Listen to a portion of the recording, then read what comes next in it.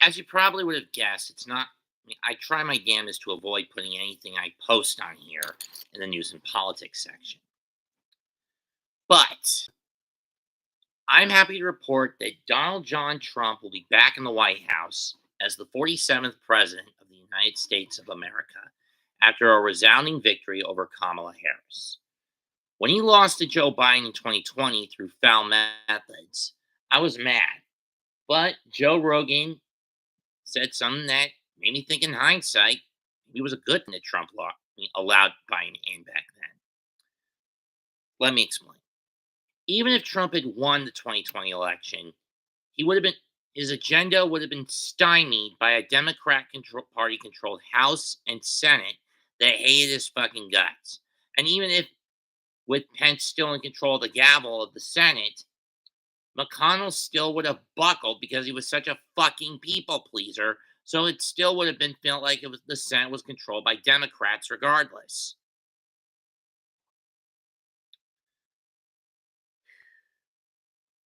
But I want to ask the most ardent Kamala Harris supporters, what was her tactics?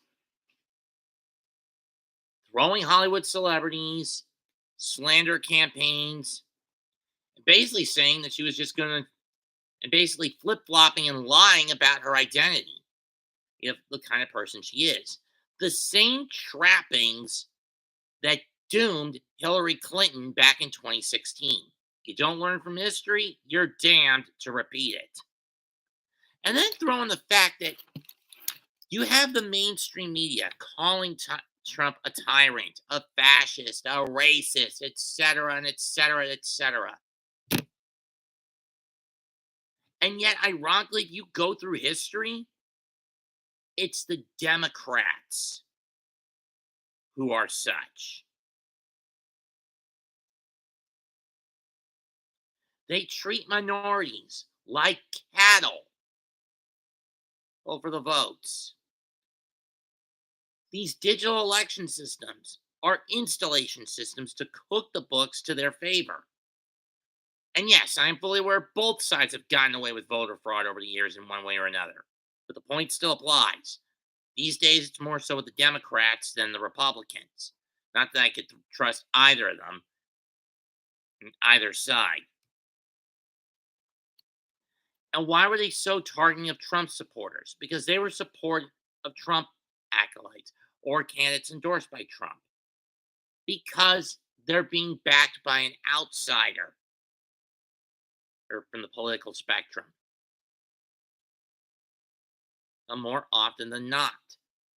They don't want outsiders because that's literally giving the control of the government over to the people, the common man, not the bureaucrats that Woodrow Wilson and said that should be running the country over for the last century. Yeah, POTUS 28 has been the one who put the seat in this system. Then FDR expanded on it, and then Obama fully weaponized it.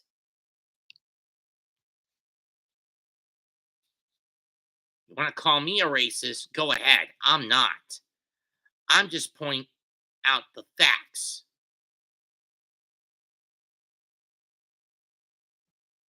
Anyone who was brought in during the Obama generation of voters,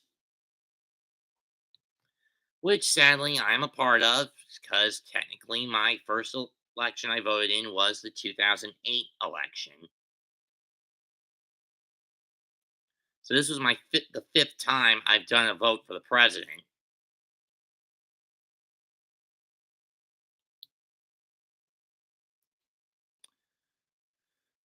But my point is that aside from the fact that Trump is the first president since Grover Cleveland to win two separate elections, not in a consecutive chain,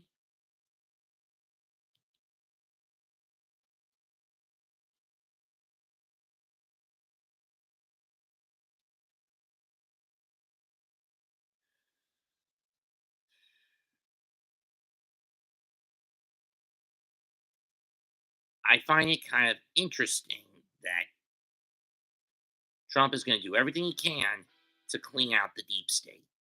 This is the year, 25 will be the year the deep state hopefully gets wiped out. But we need to remain diligent. We're going to make America great again and make America permanently great.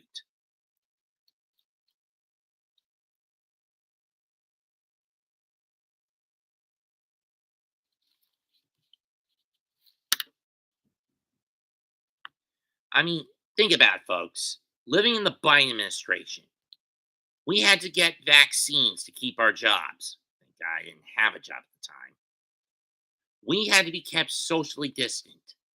We had to wear fucking masks over our faces wherever we went. That's full blown fucking communism. And yet you people embraced it. Loss of liberty at the expense of convenience is how a dictatorship, I mean, convenience at the expense of liberty lost is how a dictatorship rises.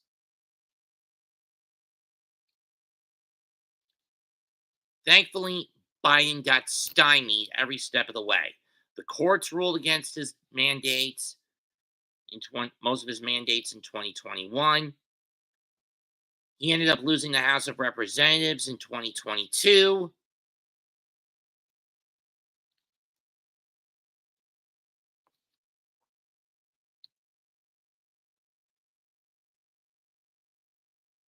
And then from that first debate in June, he was basically thrown to the wolves and they forced him out of the race a month later, replaced with someone who was just as bad, if not worse than him. But then again, that was Obama's whole key to kill the country. Picking people who were nowhere near qualified or so corrupt, nowhere near intellectually qualified or so morally corrupt, he can manipulate them to be his pawns. Because when you think about it, the whole Biden administration was basically a third shadow term for Obama.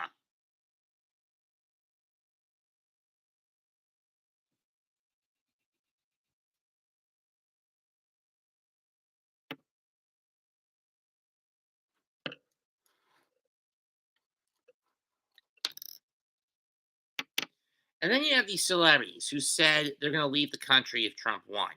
You know full well they're not going to leave. They're fucking hypocrites. They want to stay where they're most successful. But the problem here is it's more oxymoronic and ironic when you think that they've got no, that now that they, in their hubris after Biden won, they threw their shit down our throats and forced themselves out in the open. No one wants them anymore.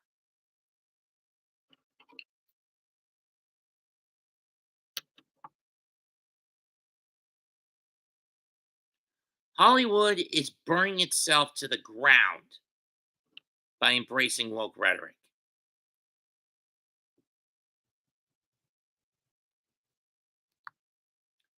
Now, I may need to check Twitter to see what the voiceover guild is saying over Trump's win.